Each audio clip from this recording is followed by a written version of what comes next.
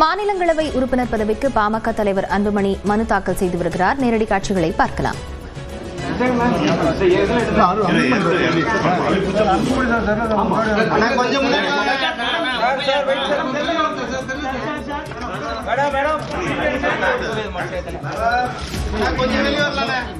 விவரங்களுடன் செய்தியாளர் கோகுல் இணைந்திருக்கிறார். கோகுல், விவரங்களை பதிவு செய்யலாம். அதிமுக கூட்டணியில பாமகவிற்கு ஒரு மாநிலங்களவை இடம் ஒதுக்கப்பட்டுள்ள நிலையில மாநிலங்களவை வேட்பாளராக அன்புமணி தற்பொழுது தன்னுடைய வேட்புமனுவை தாக்கல் செய்திருக்கிறார். உடன் அதிமுகவுடைய முன்னாள் அமைச்சர்கள் KP முனுசாமி, நத்தம் விஸ்வநாதன், தங்கமணி உள்ளிட்டோரும் பாமகவுடைய சட்டமன்ற உறுப்பினர்களும் உடன் இருக்கிறார்கள். அன்புமணி ராமதாஸ் 4வது முறையாக MP-யாக இருக்கிறார். ஏற்கனவே 2 முறை மாநிலங்களவைக்கும் 1 முறை மக்களவைக்கும் தேர்வு செய்யப்பட்டிருக்கக்கூடிய நிலையில தற்பொழுது 4வது முறையாக மாநிலங்களவைக்கு தேர்வாக இருக்கிறார். அன்புமணி ராமதாஸ் தன்னுடைய வேட்புமனுவை தாக்கல் செய்யக்கூடிய காட்சிகளை பார்க்கிறோம். தொடர்ந்து 2004ஆம் ஆண்டு மாநிலங்களவைக்கு முதல் முறையாக அன்புமணி ராமதாஸ் தேர்வு செய்யப்பட்ட போது மத்திய அமைச்சராக அப்போது பதவியேற்றார். அதன் பின்னர் 2014ஆம் ஆண்டு தருமபுரி தொகுதியில மக்களவை தேர்தலில் வெற்றி பெற்றார். 2019ல மீண்டும் மாநிலங்களவை உறுப்பினராக அன்புமணி ராமதாஸ் தேர்வு செய்யப்பட்டார். தற்பொழுது மீண்டும் ஒரு வாய்ப்பாக அன்புமணி ராமதாஸ் MP-ஆவதற்கான வாய்ப்பு இந்த கூட்டணி மூலம் உறுதியா இருக்கிறது. அதிமுக கூட்டணியை பொறுத்தளவு 2 இடங்களில் வெற்றி பெறக்கூடிய சூழல் இருக்கக்கூடிய நிலையில சட்டமன்ற தேர்தலில் பாமக அதிமுக கூட்டணியில் இணைந்திருக்கக்கூடிய நிலையில சட்டமன்ற தேர்தல் ஒப்பந்தத்தின்படி 1 இடம் மாநிலங்களவையும் ஒதுக்கப்படுவதாக அறிவிக்கப்பட்டது. அந்த அடிப்படையில் தான் தற்பொழுது பாமகவுடைய வேட்பாளராக அன்புமணி தன்னுடைய மனுவை தாக்கல் செய்திருக்கிறார். தொடர்ந்து சட்டமன்ற தேர்தல் களத்தில் பிரச்சாரத்திற்கு அன்புமணி பிரச்சார பணிகளை மேற்கொள்வதற்கு ஏதுவாக அவர் நாடாளுமன்றத்துக்கு செல்வது என்ற முடிவெடுத்த தற்பொழுது அன்புமணி வேட்பாளராக அறிவிக்கப்பட்டிருப்பதாக பாமகவுடைய நிர்வாகிகள் தரப்புல தெரிவிக்கப்பட்டிருக்கிறது. சௌமியா அன்புமணியும் உடன் வந்திருக்கார்.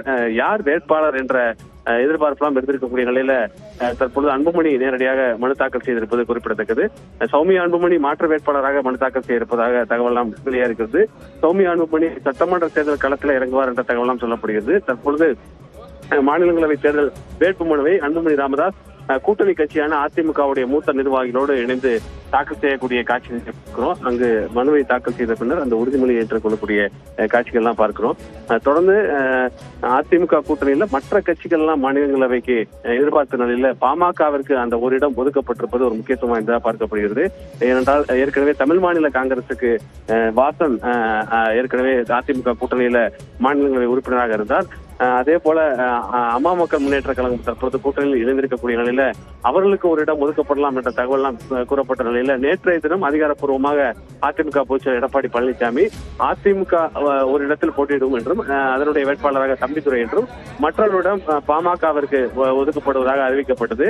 அந்த அடிப்படையில் தற்பொழுது அன்புமணி ராமதாஸ் பாமக வேட்பாளராக தன்னுடைய மனுவை தாக்கல் செய்துள்ளார்.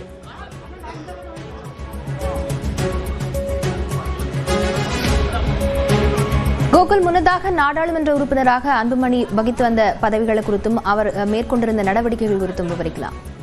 நிச்சயமா 2004ஆம் ஆண்டு முதல் முறையாக அன்புமணி ராமதாஸ் அப்போது திமுக காங்கிரஸ் கூட்டணியில் முதல் முறையாக மாநிலங்களவை தேர்தலுக்கு சென்றிருந்தார். அதன் பின்னர் மன்மோகன் சிங் தலைமையிலான அரசுல சுகாதாரத்துறை அமைச்சராக மத்திய அமைச்சராக அன்புமணி பணியாற்றினார். அதன் பின்னர் அந்த கூட்டணியில் இருந்து வெளியேறிய பின்னர் 2014ஆம் ஆண்டு தேசிய ஜனநாயக கூட்டணியில தர்மபுரியுடைய மக்களவை வேட்பாளராக அன்புமணி ராமதாஸ் வெற்றி பெற்றார். 2வது முறையாக நாடாளுமன்றத்துக்கு சென்ற அன்புமணி மீண்டும் அதிமுக கூட்டணியில் இணைந்து 2019ஆம் ஆண்டு மாநிலங்களவை உறுப்பினராக தேர்வு செய்யப்பட்டார். மீண்டும் தற்பொழுது பாமகவிற்கு 1 இடம் வழங்கப்பட்டிருக்கக்கூடிய நிலையில 4வது முறையாக நாடாளுமன்றத்துக்கு அன்புமணி ராமதாஸ் இதன் மூலம் செல்ல இருக்கிறார். மாநிலங்களவையில் உள்ள இடம் ஒன்றை நிரப்புவதற்கு வேட்பாளராக நியமிக்கப்பட்டுள்ளதால் சட்ட விதிகளுக்கு இணங்க நிறுவப்பட்டுள்ள இந்திய அரசமைப்பின் உண்மையான நம்பிக்கையும் கட்டுப்பாடும் கொண்டிருப்பேன் என்றும் இந்திய நாட்டின் முழு முதல் ஆட்சியையும் ஒருமைப்பாட்டையும் நிலைநிறுத்துவேன் என்றும் உளமாற உறுதி கூறுகிறேன்.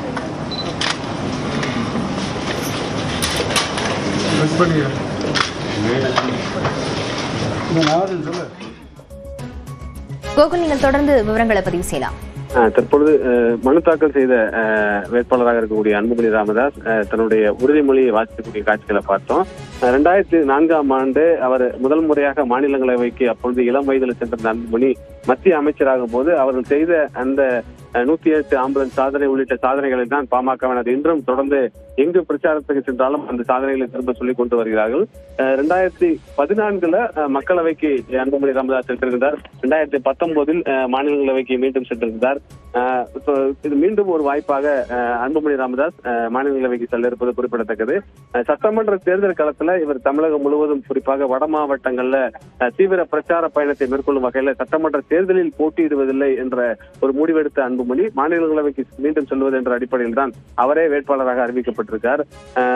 கூட்டணி அதாவது தொடர்ந்து நடைபயணம் உள்ளிட்ட சுற்றுப்பயணங்களாம் மேற்கொண்ட அன்புமணி ராமதாஸ் சட்டமன்ற தேர்தல் காலத்துல மீண்டும் தேர்தல் பணியை தீவிரப்படுத்தும் வகையில் தற்பொழுது சட்டமன்ற தேர்தலில் போட்டியிடாமல் இந்த முறை இந்த முடிவு எடுப்பது என்ற அடிப்படையில் மீண்டும் எம்பியாக செல்வது என்ற முடிவின் அடிப்படையில் தான் அவரே வேட்பாளராக அறிவிக்கப்பட்டிருக்கார்.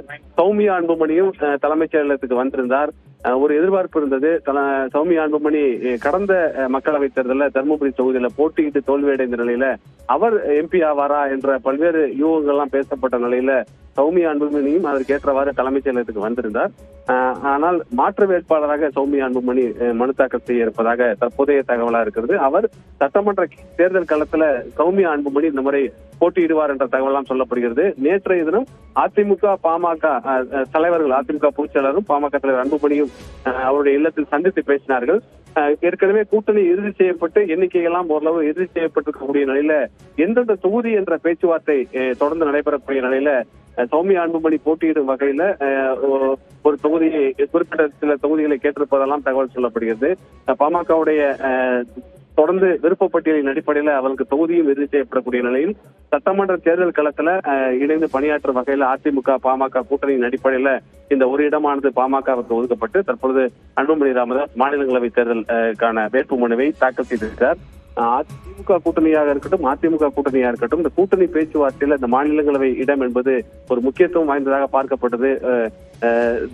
அரசியல் வட்டாரத்துல முக்கியத்துவம் வாய்ந்த நிகழ்வாக பார்க்கப்படுகிறது. ஏனென்றால் நேற்றைய தினம்தான் திமுக மற்றும் காங்கிரஸ் கூட்டணி இறுதி செய்யப்பட்டு வேட்பாளர்கள் அறிவிக்கப்பட்டார்கள். அதே போல தேமுதிகவும் இந்த கூட்டணியில் இணைவதற்கு மாநிலங்களவை உறுப்பினர் பதவிக்கு பாமக தலைவர் அன்புமணி வேட்புமனு தாக்கல் செய்திருக்கிறார். விவரங்களுக்கு நன்றி கோகுல்.